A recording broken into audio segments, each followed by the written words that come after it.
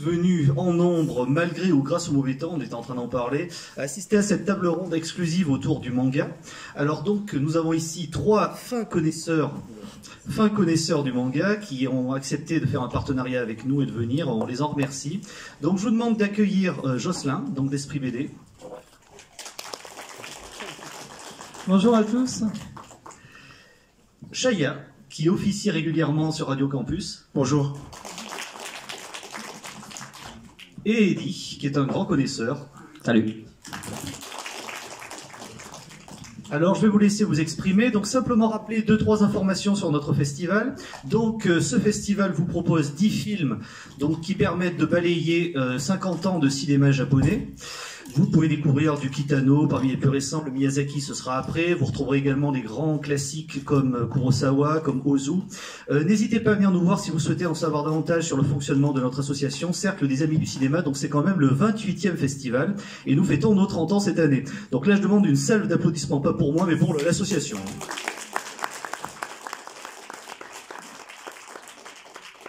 Alors, étant donné que nous sommes tous très impatients de vous entendre, je vous laisse la parole et merci encore d'être venus. Et oui, donc au programme ce soir, après la table ronde, Le Château de Cagliostro de Hayao Miyazaki, un film de 1979.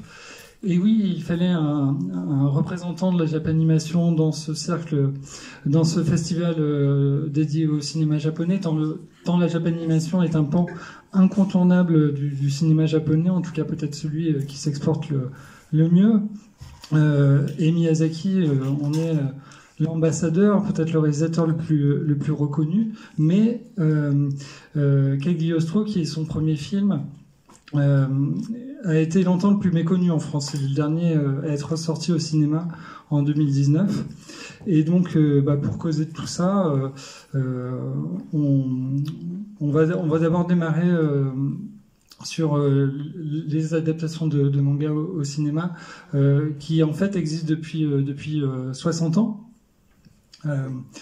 Il y a vraiment une corrélation entre l'animation japonaise et l'édition de manga au Japon.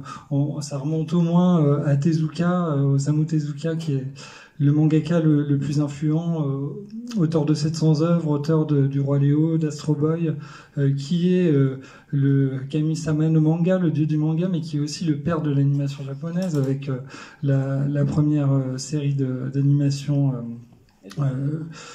Astro en 1963. Vous ne me contredirez pas là-dessus. Et effectivement, le premier long métrage, lui, il date de 1958, c'est Le Serpent Blanc. Tout à fait. C'est un film de la Toei, précisons. Oui, c'est pas Tezuka Productions pour le coup, c'est la Toei. Et la lumière fut. Voilà. Merci. Et on l'a eu en France que le 14 avril 2004, pas avant. Oui, évidemment. Oui. Et donc, voilà, comme je disais, il y a vraiment une corrélation entre animation japonaise et édition de manga, et tous les mangas à succès, finalement, sont régulièrement adaptés, et ça depuis des décennies.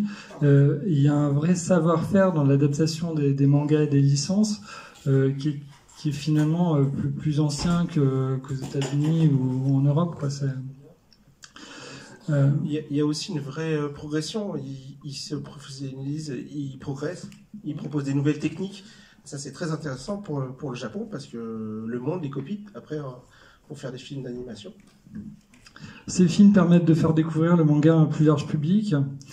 Donc là, bon, je parle beaucoup de Japanimation, mais aussi les fameux dramas, les films en prise de vue réelle, qui, en dehors du Japon, ont un peu moins de succès, mais il y en a aussi énormément.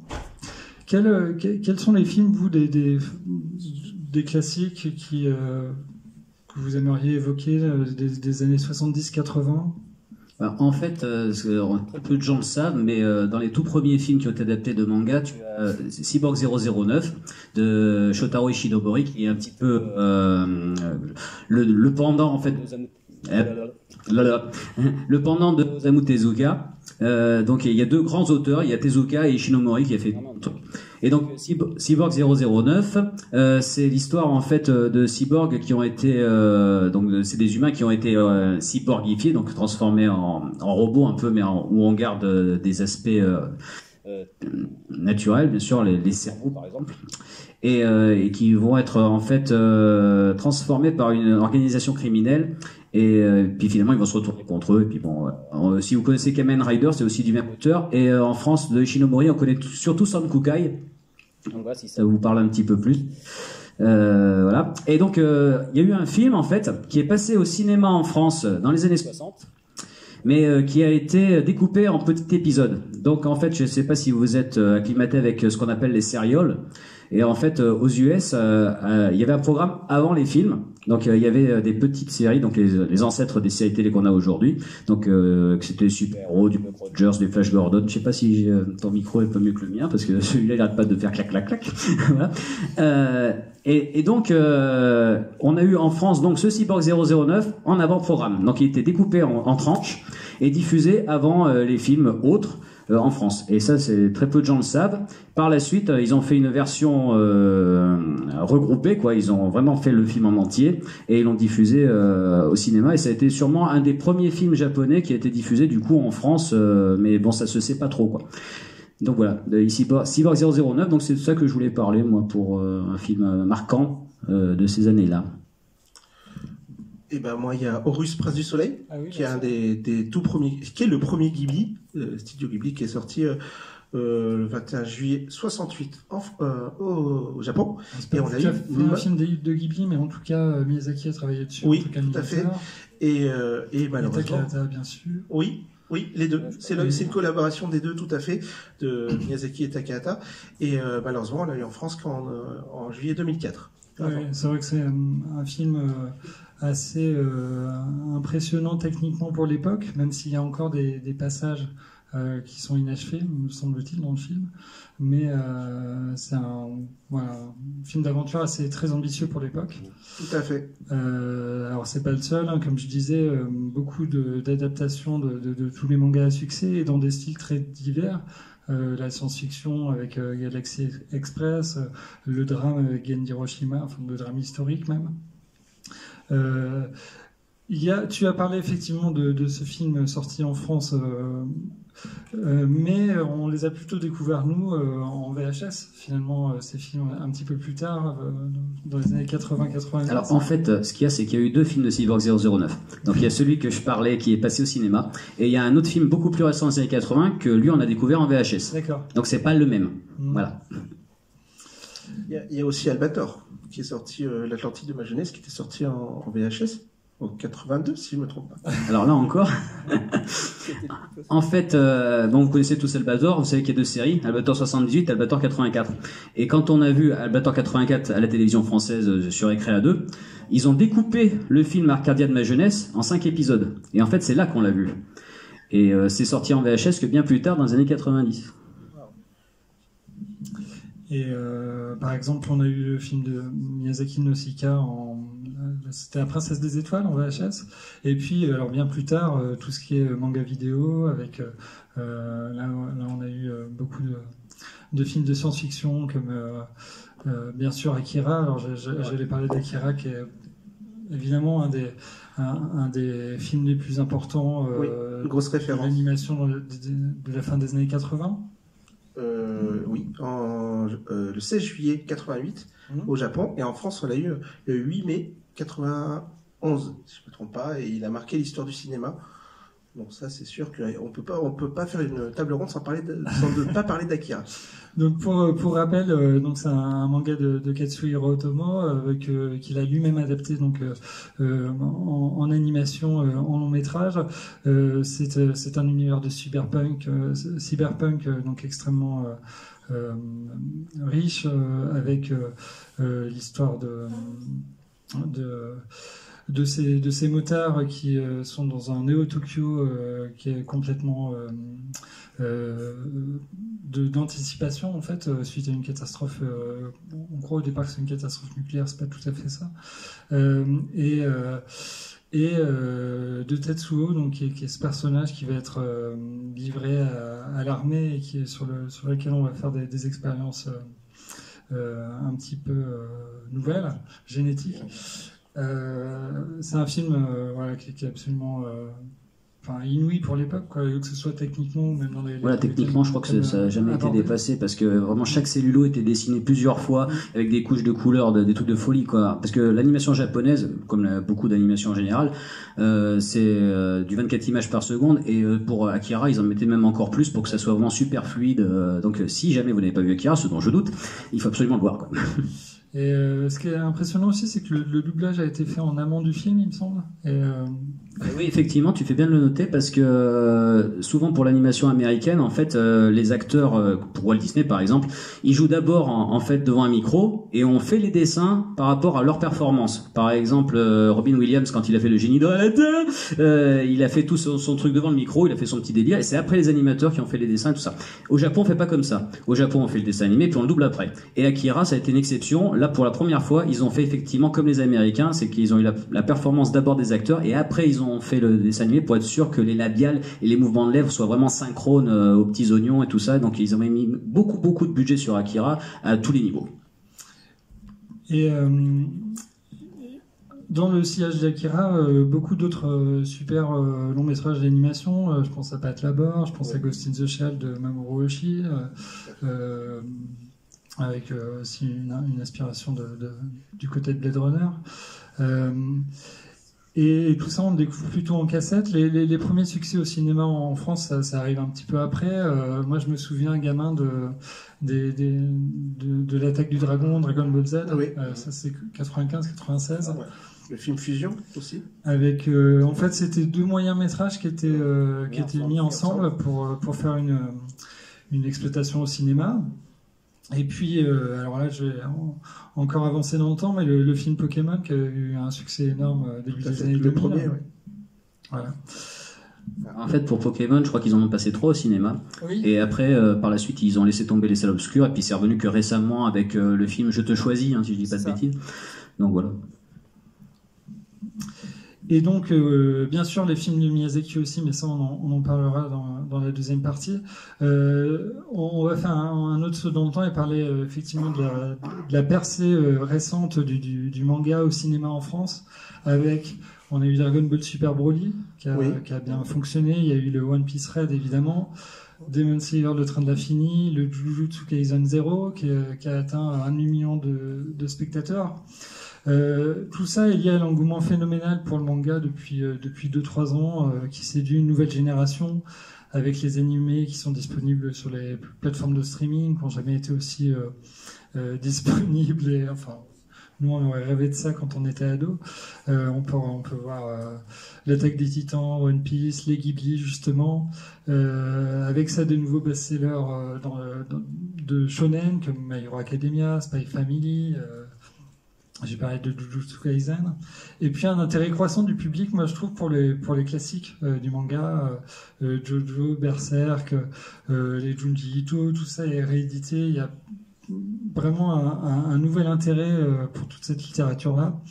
Et au point que les mangas en 2020-2021, c'est la plus grosse progression de l'histoire du livre.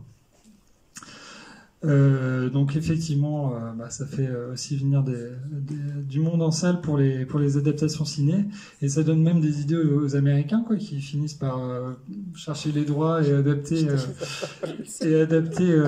des mangas à leur tour. Alors il y a eu Battle Alita avec le scénario de Cameron. Oui, ça c'était bien. Oui. Il y a eu Ghost in the Shell avec Scarlett Johansson. C'était pas bien. Ça dépend. Ça.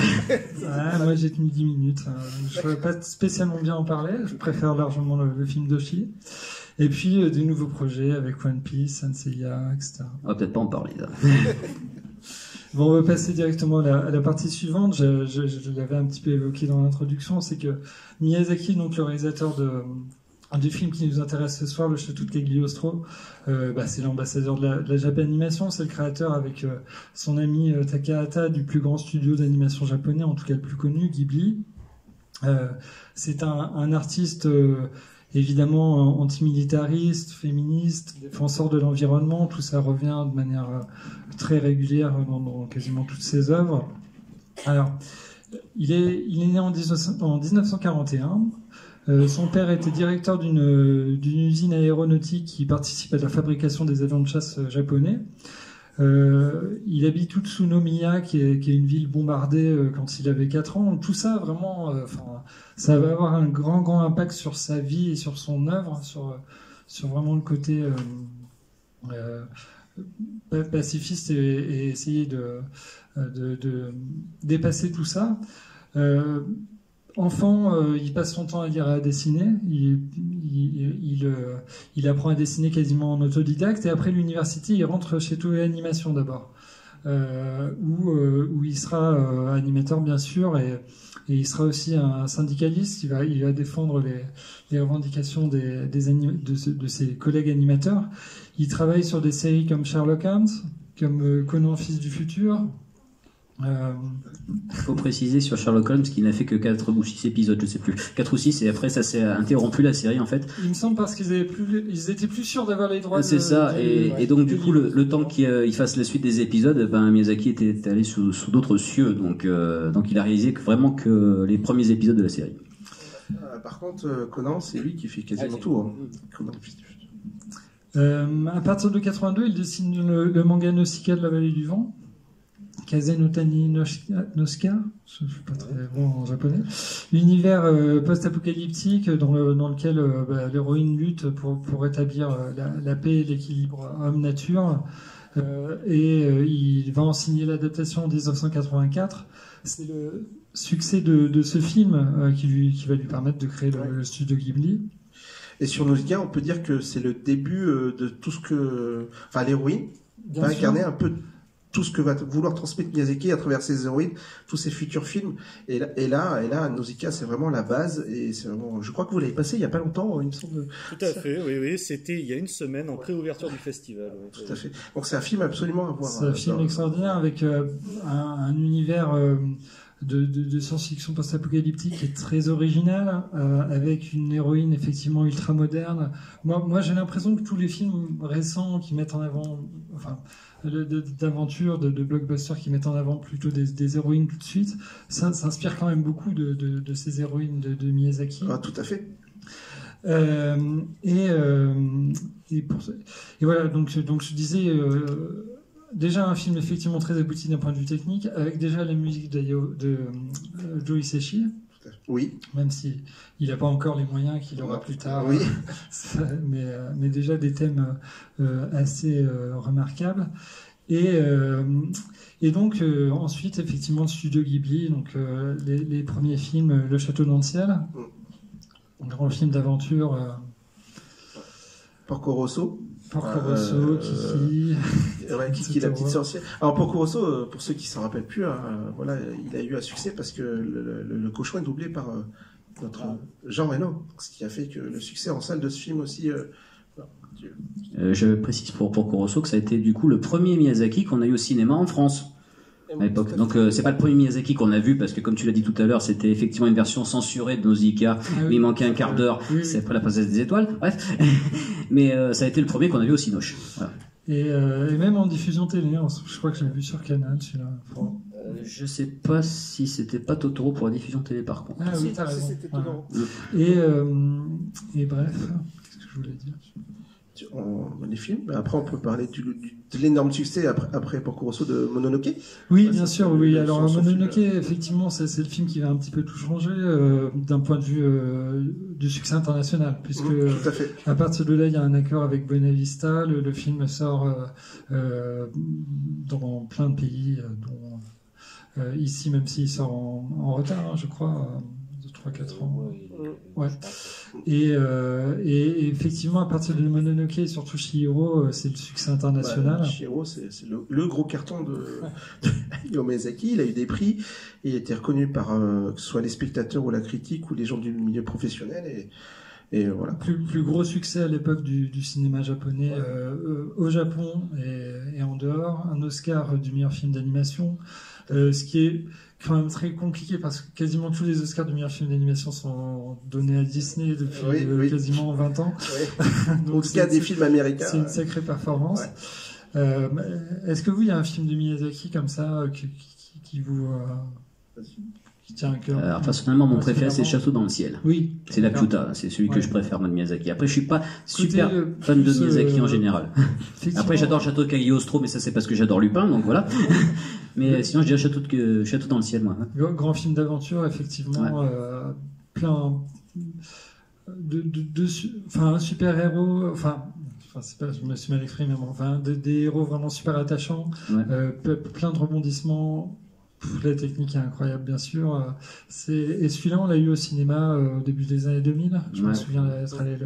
Et là, bizarrement, il y a aussi un rapport avec Lupin 3 que les gens ne savent peut-être pas, mais en fait, le robot qu'on voit dans le château dans le ciel, on l'a vu avant dans un épisode de Lupin 3, parce qu'en fait, Miyazaki a bossé sur la première série de Lupin et sur 2 épisodes de la 2e saison. C'est celle qu'on connaît le mieux en France sous le nom d'Edgar de la Cambriole, je vais en parler tout à l'heure. Mais donc, dans un de ces épisodes donc de la 2e saison de Lupin, il y a une fille qui ressemble monstrueusement à Nausicaa et qui a un robot qui est exactement le robot qu'on voit dans la Piuta. Et ben moi c'est Porco Rosso. Oui, Porco Rosso, qui est un film développé en partenariat avec une compagnie d'avions japonais, qui était prévu pour être regardé dans l'avion, et puis ensuite sorti au cinéma. Et pourtant un film, encore une fois, qui est complètement atypique, avec ce héros. Magnifique, ce héros particulier qui est aussi un espèce d'anti-héros aussi. Parce que même s'il va se retrouver aux prises avec une jeune fille qu'il n'a pas demandé à avoir, il va vivre toute une aventure.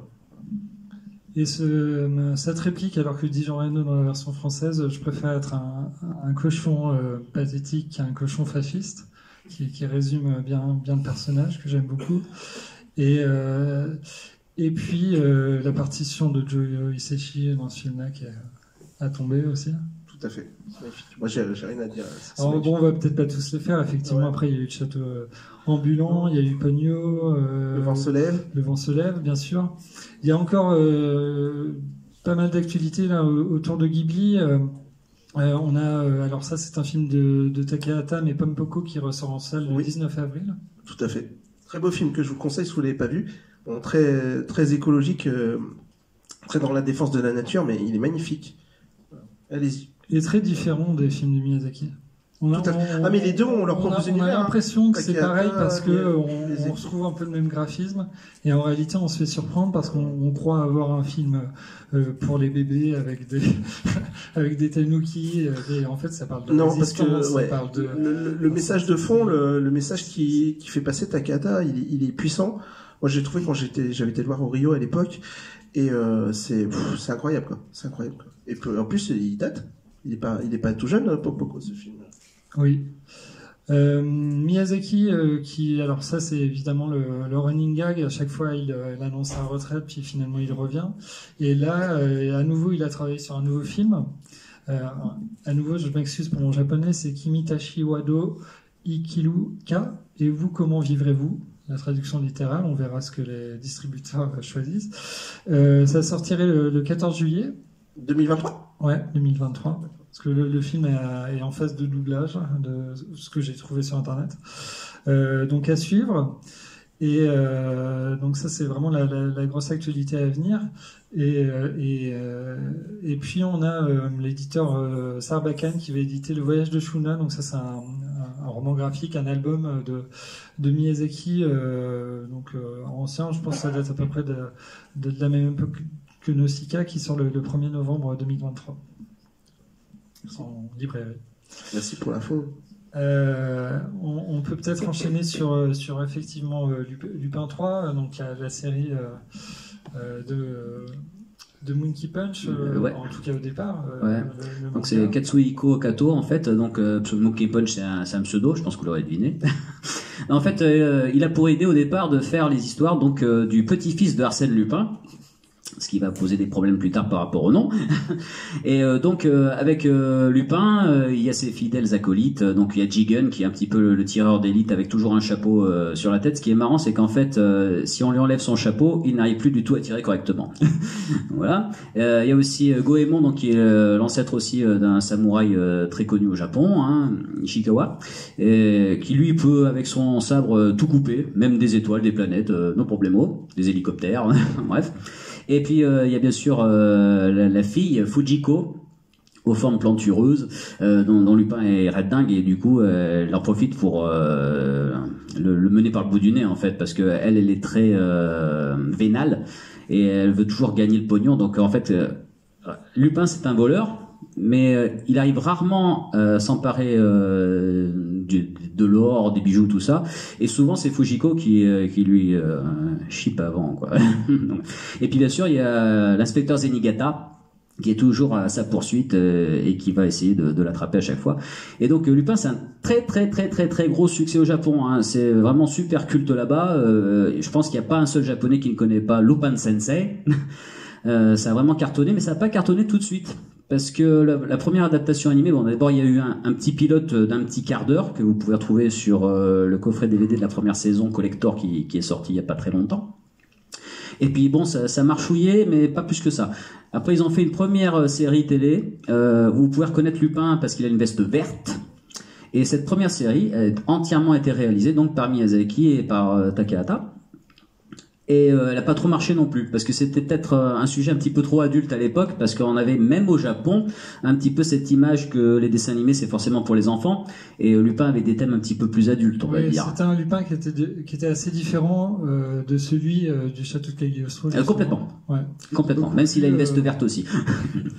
Voilà, plus séducteur. Oui, et puis le propos de la série était plus adulte aussi, c'était plus sérieux, même si Lupin il déconne toujours, hein, mais bon, il n'hésite pas à se mettre en slip pour sauter sur Fujiko. Ils vont annuler cette première série, mais ils vont se rendre compte finalement que ça avait Elle marche pas. Ouais. C'est juste que ça marche pas, les audiences ne sont pas là, ça ne marche pas. Donc ils vont insister. Entre-temps, donc ils vont faire le film que vous allez voir ce soir, Le Château de Cagliostro. Donc qui va reprendre pas mal de thèmes, donc la veste verte de Lupin, mais effectivement ça sera un Lupin beaucoup plus miyazakien pour le coup que Monkey Punchien, parce que effectivement le Lupin donc du manga original est plutôt lubrique, plutôt voilà, donc ça colle pas trop avec l'univers enfantin de Miyazaki, donc c'est clair qu'il va beaucoup l'édulcorer, et que dans le film que vous allez voir c'est un Lupin qui est beaucoup plus cartoon, beaucoup plus pour les enfants on va dire. Bon bref. Et ce film de Cagliostro, on l'a découvert une première fois en France dans les années 80 en vidéo, en fait, c'est sorti chez Hades Vidéo. Et donc, comme il y avait eu un petit souci avec le nom, alors là je reviens aussi, parce qu'en fait, la première fois qu'on a vu Lupin en France, c'était le premier film, Le Secret de Mamo, et il a été diffusé au cinéma. Mais ça a dû genre sortir qu'à Paris ou un truc comme ça, c'était pas une grosse sortie, hein, donc ça a pas été très relevé. Toujours est-il qu'il s'appelait bien Lupin 3. Et donc c'est comme ça que les héritiers donc de Maurice Leblanc, donc l'auteur de Arsène Lupin, ont su que ça existait Lupin 3. Et ils se sont dit non mais ça s'appelle pas Lupin 3, il y a pas moyen. Alors donc ils se sont mis d'accord avec Monkey Punch, ils ont dit OK, tu l'appelles Lupin au Japon si tu veux, mais en France c'est hors de question. Donc du coup, quand ils ont sorti le Château de Cagliostro dans une première version, elle aussi censurée, elle aussi avec un quart d'heure de moins, c'était la grande mode à l'époque, parce qu'on l'avait dû sûrement la récupérer des US, je pense, encore une fois, qu'ils aiment bien couper tout parce qu'ils trouvent que c'est trop long, sinon les enfants ils s'endorment, ça va pas. Donc, c'était Wolf, non non, dans cette version-là, il s'appelait Vidocq, bizarrement. Ah, c'est vrai, Vidocq. Donc vous pouvez trouver cette VHS, c'est Vidocq contre Cagliostro. Bref. Et donc le film est un petit peu inspiré de La Comtesse de Cagliostro, qui est un roman aussi d'Arsène Lupin. Alors dans quelle mesure c'est proche du film, je pourrais pas vous dire parce que j'ai pas lu le roman. Donc voilà. Mais il s'est inspiré d'autres œuvres. Et c'est surtout inspiré du Roi et l'Oiseau. Il y a beaucoup d'inspiration du Roi et l'Oiseau dans le film que vous allez voir. Oui, parce que ce que j'ai pas dit tout à l'heure, c'est qu'effectivement Le Serpent Blanc, qui est le premier long métrage d'animation japonais, a inspiré Miyazaki. C'est à partir de là qu'il en a fait sa vocation, mais l'autre film qui l'a énormément inspiré, c'est Le Roi et l'Oiseau. Le Berger et le Ramoneur, qui est la première version du Roi et l'Oiseau. Et c'est assez ça se voit quoi sur par exemple le robot du Château dans le ciel, ou même sur des œuvres de Ghibli plus récentes comme Le Royaume des chats ou des choses comme ça où il y a vraiment un côté très Roi et l'Oiseau, je trouve. Ouais, tout à fait. Pour la discrétion. Et vous verrez aussi que l'inspiration, elle va aussi dans l'autre sens. Parce que vous allez voir qu'à un moment, je vous spoil pas, hein, mais il y a un moment, il va se passer quelque chose dans une horloge, en fait. Donc vous ferez bien attention à cette séquence et vous verrez qu'en fait, elle a été reprise dans Basil, détective privé de Disney après. Il y a un peu le même style de narration, d'événements qui se passe à ce moment-là. Donc Lupin, c'est passé au cinéma donc en France. Bon, ça n'a pas fait un gros succès, c'était un petit peu sous le tapis. La VHS donc de Vidocq contre Cagliostro, Vidocq 4e du nom en plus, parce qu'ils ont changé Lupin 3e du nom en Vidocq 4e du nom. Allez chercher, bref. Et donc après, on a vraiment découvert Lupin en France sur France 3 à l'époque, enfin FR3 à l'époque. Sous le nom de Edgar, détective cambrioleur. Voilà. Et c'est ça surtout qui est très connu. Il y a eu 52 épisodes de doublés donc en France à l'époque sur les 155 qui existent en japonais, dont le 145 et 155 sont ceux que je vous ai parlé tout à l'heure, ceux qui ont été faits par Miyazaki. Et donc le 155 c'est le fameux où il y a le robot de la Piuta. Voilà. Donc tout se regroupe. Hein. Et donc par la suite, il y a eu d'autres séries exclusivement au Japon. Il y a eu une troisième, donc Veste Rouge pour Edgar de la Cambriole. Pourquoi il s'appelle Edgar? C'est parce que c'est Bruno Ruiné-Huchez en fait qui allait dans un restaurant apparemment qui s'appelait Chez Edgar. Donc c'est comme ça qu'il a trouvé le nom français. Alors, on va le chercher. Ça aurait pu être chez quelqu'un d'autre, ça aurait été la même. Bref. Et donc Veste Rouge. Ensuite, il y a eu une série dans les années 80 qu'on n'a pas du tout eu en France, qui est Lupin Veste Rose. Alors ça, c'est une série qui est un petit peu psychédélique, c'est un petit peu particulier. Vous pouvez trouver en DVD le film L'Or de Babylone, qui lui aussi vous présente donc ce Lupin à veste rose. En général, c'est pas le préféré des gens. Oui, parce que des films Lupin, il y en a plein. Ah, les films de Lupin, il y en a plein. Donc il y a le Secret de Mamo, donc je vous ai dit, qui est passé au cinéma en France, qui est personnellement celui que je préfère parce que c'est celui qui est vraiment fidèle au manga original. Hein, c'est vraiment tel que Monkey Punch. Donc le château de Cagliostro, que j'aime aussi, mais alors, pour une des raisons tout à fait différentes pour le coup, parce que c'est vraiment le jour et la nuit entre les deux. Et donc après, vous avez vu Lord Babylone et vous avez vu le complot du clan Fuma, où là, il retrouve sa veste verte, qui est assez moyen. Tout ça, c'est sorti en DVD, donc vous pouvez les retrouver. Je vais pas vous dire qu'ils sont à la Fnac tout de suite là maintenant, parce que c'est sorti il y a quelques temps, donc c'est un petit peu compliqué, mais dans l'absolu, ça peut se trouver. Bon, voilà. Et donc, pendant longtemps, après, ça a été un petit peu silence radio pour Lupin. En fait, c'est à partir des années 90 qu'il a commencé à avoir des téléfilms tous les ans. Tous les ans, il y a eu des téléfilms pour avoir des nouvelles aventures. Donc c'est un petit peu comme si vous regardiez un film de James Bond, par exemple, parce que c'est assez James Bondien hein, quand même, les Lupins dans le style. Et donc, pendant toutes les années 90 et au début des années 2000, tous les ans, il y avait un téléfilm qui sortait. Et puis après, on a eu enfin une nouvelle série qui s'appelait Une femme nommée Fujiko. Alors là, c'était une série spin-off qui était plus donc sur Fujiko Mine. Donc Magali, il l'appelait dans le dessin animé français. Et c'est assez psychédélique cette série. Hein. Je sais pas si vous l'avez vue, mais elle est un peu particulière. Hein. Si vous connaissez le dessin animé japonais du Comte de Monte Cristo, Gansuo, tu vois, c'est un peu psychédélique, un peu space. C'est un petit peu dans ce style-là. Donc c'est un petit peu particulier, Une femme nommée Fujiko. Donc je vous la conseillerais moite-moite. Hein. Bon bref. Et puis récemment, donc ils sont vraiment repartis sur du Lupin à fond et ils ont fait plusieurs séries avec la veste bleue cette fois. Donc on a eu une première série où en fait Lupin se baladait en Italie. Donc ça c'est sorti en DVD, vous pouvez la trouver. Ensuite on a une série où ça se passait en France. Tout à fait. Où là il a recherché en fait là il y a toutes les technologies modernes en fait si vous voulez dans cette série ils utilisent internet pour retrouver Lupin. Donc en fait il y a comme un jeu TikTok ou un truc dans le genre et en fait en gros si vous voyez Lupin quelque part, il faut le balancer et puis vous allez gagner de l'argent. Voilà, c'est un peu un truc comme ça. Et puis donc il y a une 6e série que j'ai pas encore vue mais que je vais voir grâce à toi.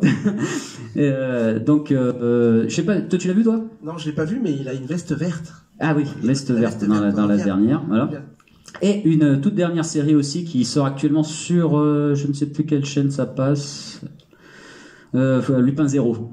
Ah, non. Tu sais pas. J'ai pas la chaîne. Donc Lupin Zéro, c'est la jeunesse de Lupin. Donc on va voir son adolescence en fait. 6 épisodes. 6 épisodes, voilà pour l'instant. Je crois que c'est sur Netflix, non? Ouais, peut-être. Enfin, un truc dans le genre. Vous tapez Lupin Zéro, vous allez trouver, vous êtes grand. Donc voilà. Donc il y a quand même pas mal d'actualités lupanesques. Et pas lupanard, quoi que ça pourrait se prêter avec le personnage, en ce moment sur Lupin. Sans oublier les longs métrages. Et bien sûr, il y a eu des tonnes de longs métrages, surtout des téléfilms. Et bien sûr, le dernier film en images de synthèse qui est sorti il y a combien 2 ans. Vous avez peut-être vu au cinéma d'ailleurs, qui est très très bien. Ouais. Franchement, je le conseille. Il est vraiment bon. Voilà, ça s'appelle Enfin Lupin 3 parce que depuis 2012, le personnage d'Arsène Lupin est tombé dans le domaine public. Donc maintenant, on peut enfin l'appeler Lupin sans que ça n'embête personne. Exact. Voilà. Et on parle des crossovers. Et tout à fait. Alors, Crossovers, il y en a. ah oui, sachez qu'il y a eu des petites particularités avec Lupin.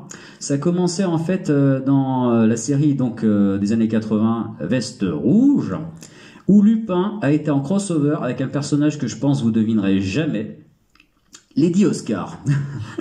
ça c'est pas, hein, voilà. Alors, comment c'est possible? Alors, c'est compliqué parce qu'en fait, l'histoire était un petit peu tarabiscotée parce que si vous connaissez Lady Oscar, vous connaissez Lady Oscar?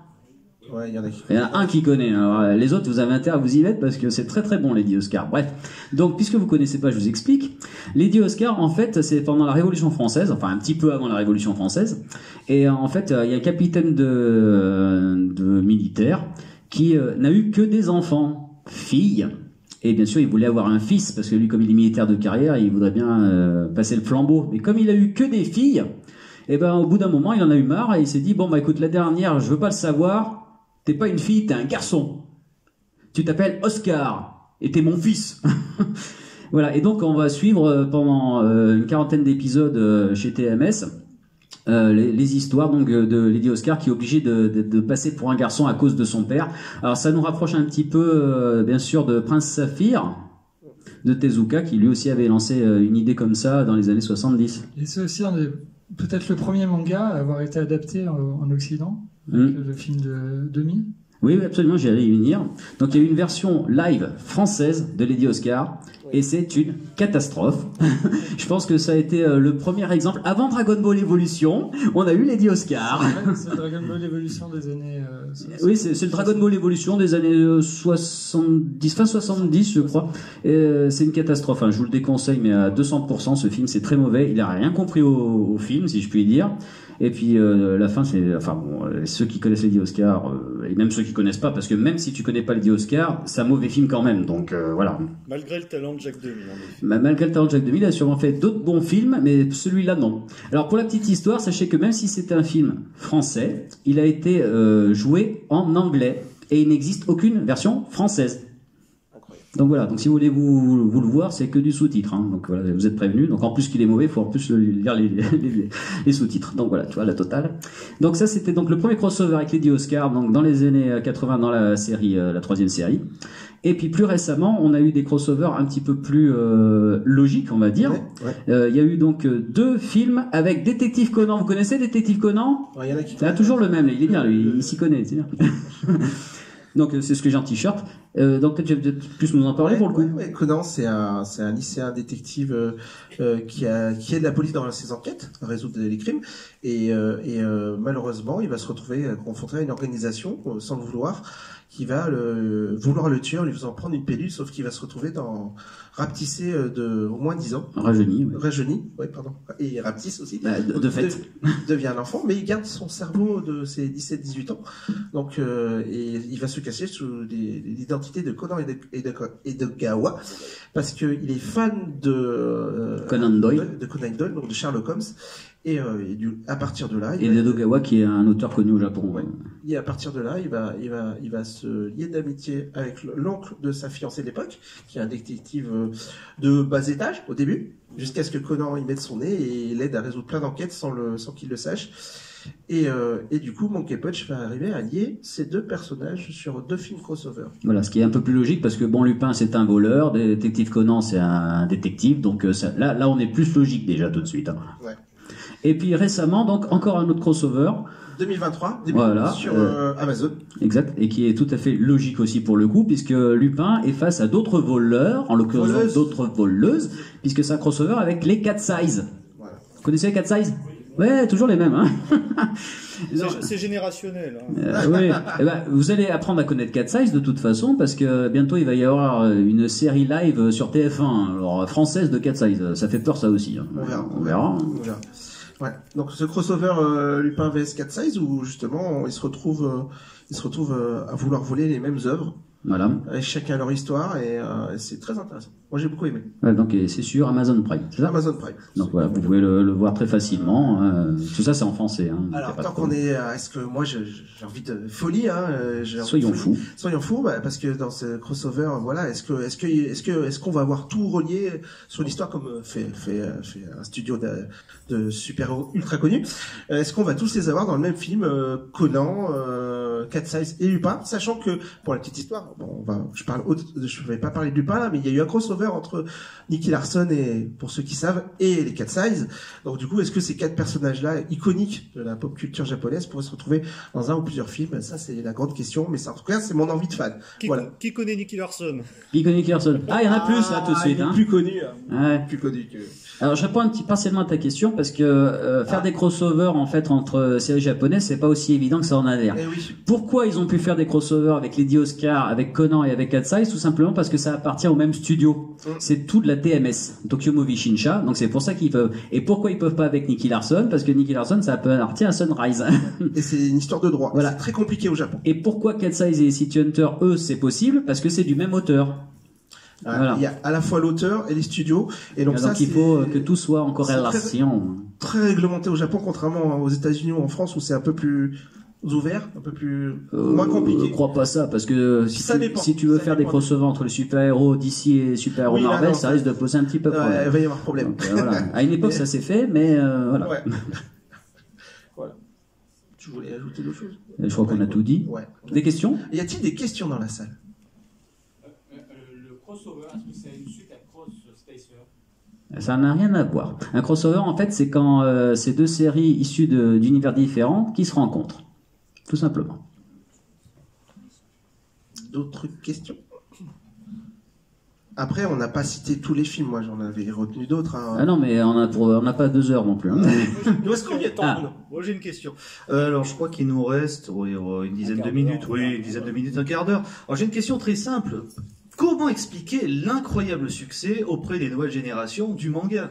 Tout simplement, c'est une question très vaste, mais je pense on peut se poser d'où vient cette espèce d'engouement incroyable. On en parlait un peu avant la conférence. Là, déjà, il y a l'animation. Les séries animées, on parlait de Jojo Bizarre, de Demon Slayer. L'animation, les séries animées avec l'ère numérique fait que la jeunesse, enfin les jeunes, y ont accès rapidement. Et donc, du coup, s'intéresse après au manga papier. Mais pour le manga papier, je vais passer la parole à Joss. Oui, ce que tu disais sur les séries d'animation est très vrai, c'est-à-dire qu'il y a eu une période dans les années 90 sur Club Dorothée et tout ça où on passait pas mal de dessins animés japonais, puis après on a été sevré, il y a eu une coupure fin des années 90, début des années 2000 où on n'avait plus grand-chose. Moi je me souviens que j'étais ado, on essayait de pirater les séries qu'on pouvait pas voir. Vous n'avez rien entendu, voilà. Ce sera coupé au montage. C'était vraiment compliqué, il fallait les acheter en DVD, ça coûtait les yeux de la tête, puis c'est pas fait pour ça. Voire même en VHS. Normalement, c'est une diffusion en télé, oui, en VHS, bien sûr, la fin de Dragon Ball Z et tout ça. Maintenant, c'est les plateformes de streaming, elles sont très accessibles et effectivement, il y a un nouveau public beaucoup plus important qu'avant qui s'y intéresse. Je rajouterais que pendant le confinement, les jeunes ont énormément eu le temps et accès à ces plateformes-là. Et il y a aussi un changement de génération. C'est moi qui suis libraire. Avant, quand les gamins venaient chercher du manga, les parents n'étaient pas spécialement chauds pour leur en acheter. Et d'où le succès de séries comme Les Légendaires, qui est une série de franco-belge où le dessinateur avait repris un peu le style des Chevaliers du Zodiaque, des choses comme ça, mais en version plus enfantine. Aujourd'hui, les parents ont regardé le Club Dorothée quand ils étaient petits, ils ont aimé le manga, et c'est quelque chose de beaucoup plus démocratisé, ouais, bien sûr. Ils comprennent mieux ce que leurs enfants lisent, du coup. Bien sûr. Et donc, quand les enfants viennent chercher Détective Conan, quand ils viennent chercher My Hero Academia, accès Dragon Ball, etc., Naruto, c'est beaucoup plus facile. Il y a vraiment une nouvelle génération et voilà, on observe ça tous les jours en librairie. C'est C'est assez étonnant. Ouais, moi je pense aussi qu'on peut l'expliquer par deux choses très simples en fait. C'est que le manga, ça couvre absolument tous les sujets. Et donc la plupart des choses, par exemple les shoujo. Les shoujo, c'est un manga qui est spécifique pour les filles, qui est ciblé pour les filles, donc avec des problématiques qui intéressent les filles. Pendant très longtemps, la bande dessinée franco-belge ou les comics, c'était plus pour les garçons. Ça n'empêchait pas certaines filles de les lire, bien sûr, mais la majorité des filles ne s'y retrouvaient pas. Et donc le manga, bon, je prends l'exemple du shoujo, mais il y en a d'autres, ça parle de sujets qui n'existent pas autrement. Donc en gros, si quelqu'un est fan, je sais pas, je dis des conneries, de boxe, de pêche, de cuisine, voilà, de n'importe quoi, et ben ils ont pas forcément une BD franco-belge ou un comics qui en parle. Donc du coup, mathématiquement, ils vont fatalement aller pour le manga parce que c'est le seul qui leur propose ce qu'ils cherchent. Donc ça, c'est une première chose. La deuxième chose aussi, c'est l'aspect financier, on va pas se mentir. Un manga, ça coûte moins cher qu'une BD franco-belge. Il y a beaucoup plus à lire. Donc ils trouvent que le rapport qualité-prix est bien meilleur. Donc moi, je pense que ça s'explique surtout par ces deux biais-là, plus effectivement ce que tu dis. Et puis il y a le travail des éditeurs aussi, parce que c'est vrai qu'on est le deuxième pays, mais depuis longtemps, qui lit le plus de mangas. Et donc il y a une expérience de l'édition de manga en France, et on voit bien quand on voit notamment les rééditions des mangas, pas toujours, mais on voit bien qu'il y a un professionnalisme, une expérience dans l'édition de manga qui est assez important en France. Et j'avais aussi une autre idée, c'était... je l'ai mangé. Et ben moi aussi, on peut pas passer à côté des phénomènes, et le phénomène qui quand même depuis 20 ans défraye, balaye tout sur la planète en animation, c'est One Piece, et ça a aidé au succès du manga complètement, quoi. Même si tout le monde n'est pas One Piece, je suis d'accord, mais voilà, quoi. On peut pas passer à côté, quoi. Bien sûr, ouais. Et au niveau des générations, il y a Dragon Ball, quoi, qui a marché à l'époque du Club 2 et qui marche tout autant maintenant. Donc ça aussi, ça a été un grand vecteur. Voilà. D'autres questions peut-être dans le public? Non. Ah. J'en étais sûr. Je me suis dit, ce garçon a une idée en tête là. Alors, moi, je pensais surtout aussi pour expliquer, on va dire, la continuité de l'engouement du manga en France, enfin, un peu internationalement aussi. C'est qu'on a eu toutes les grosses séries, genre Naruto, Bleach, etc., qui se sont terminées il y a quelques années, et qui a ouvert, du coup, qui a libéré beaucoup de place à la nouvelle génération sur des nouvelles séries type Jujutsu Kaisen. En fait, pendant quelques années, il y a eu un creux, c'est-à-dire ce qu'on observait en librairie, c'est que Naruto, Bleach se terminaient et qu'il n'y avait pas la relève. Et puis, progressivement, c'est arrivé, effectivement, avec My Hero, Spy Family, Jujutsu Kaisen, Demon Slayer, je ne vais pas tous les faire, mais ouais, effectivement, la relève est arrivée, quoi. Je pense aussi qu'il y a un petit souci de manque de curiosité en fait, parce que y a beaucoup de gens qui sont vraiment à fond One Piece, Naruto, tout ça, et qui sont pas très curieux du reste. Ouais. Alors c'est aussi un problème qui s'est posé. D'ailleurs, c'est exactement ce qui s'est passé dans le Weekly Jump. C'est en fait le magazine de prépublication au Japon. Et en fait, quand Dragon Ball s'est arrêté, quand Slam Dunk s'est arrêté, quand plein de gros titres s'est arrêté, les ventes du Weekly Jump se sont effondrés. Ah, mais quand tu as 100 tomes de One Piece, faut avoir le temps pour le reste. Ah bah, ça je dis pas le contraire, évidemment, mais je te parle en l'occurrence quand ça s'arrête, comme tu venais de dire. Donc quand ça s'est arrêté, les gars ils ont eu un petit peu une sensation d'être un petit peu orphelin. Ils se disent ah mince, je regarde quoi maintenant? Alors le problème c'est qu'effectivement, enfin c'est pas un problème, c'est plutôt une qualité. T'as plein de choix. Donc du coup, quand tu as une série dont t'es fan qui s'arrête au bout de 100, 200 tomes, j'en sais rien, tu as le choix seulement. Effectivement, c'est varié. Après, il faut savoir quel genre on veut. Comme je disais tout à l'heure, est-ce qu'on veut rester dans la baston shonen, voilà, même si j'adore ça.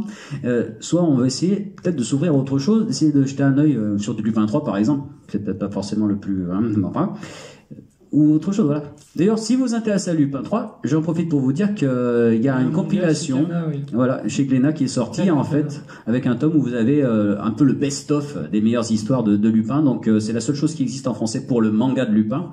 Donc, vous pouvez commencer avec ça. Il y a un tome, donc ça va pas vous coûter une fortune, voilà. Et puis, si vous êtes convaincu, voilà. Les dernières explications du succès du manga récent en France, c'est le Pass Culture, qui permet aux adolescents d'acheter beaucoup de livres. Et effectivement, ça se répercute beaucoup sur le manga. Une autre question, oui. Alors, moi j'aime bien les séries de manga assez courtes. sachant que j'ai adoré Death Note, Monster. Qu'est-ce que vous me conseillez? Moi, je te conseille plutôt du même auteur que Monster, Naoki Urasawa, qui est un manga de science-fiction qui adapte en fait Astro Boy de Tezuka, mais dans un univers beaucoup plus mature, avec effectivement une enquête, comme dans tous les mangas d'Urasawa, autour des robots les plus forts du monde, donc Astro Boy, mais aussi d'autres, et un mystérieux robot qui veut tous les décimer. Et ce manga qui est en 8 tomes chez Kana est vraiment hyper réussi, voilà, accrocheur, et puis Urasawa ne s'éparpille pas trop parce que la série est plutôt courte, et ce manga va avoir bientôt une adaptation en dessin animé sur Netflix, c'est pour ça que j'y pense peut-être avant un autre, dont il y a un premier trailer qui a été diffusé là récemment, et qui montre un univers de science-fiction voilà, assez chiadé, enfin en tout cas c'est prometteur. Et puis si tu aimes Death Note par les mêmes auteurs, il y a Platinum End qui est sorti en 15 tomes, c'est fini, tu vois. Et il y a aussi une adaptation animée sur Netflix, tu peux jeter un œil pour voir si ça te plaît ou pas, quoi. Donc voilà. D'accord, merci. De rien. Bon, merci beaucoup. On arrive au terme de cette table ronde qui a été très riche. On vous remercie encore. Merci encore à Eddy. On peut l'applaudir. J'aurais bien parlé, mais j'ai le micro. Chaya, merci beaucoup. Et Jocelyn, merci à toi également d'être venu nous parler donc du manga sous toutes ses facettes. Donc la projection du château de Cagliostro va débuter dans un peu moins de 10 minutes. Vous avez le temps d'aller vous rafraîchir éventuellement, et puis à tout de suite. Je termine juste pour faire une petite pub. Si ça vous intéresse, en fait, le manga, la pop culture en général, j'ai écrit un bouquin qui s'appelle Les secrets de nos héros téléciné BD, que vous pouvez trouver chez thebookedition.com, et ça dure 330 pages avec des anecdotes comme ce que je vous ai dit là, machin. Si ça vous intéresse, n'hésitez pas à vous le procurer. Voilà. Merci encore.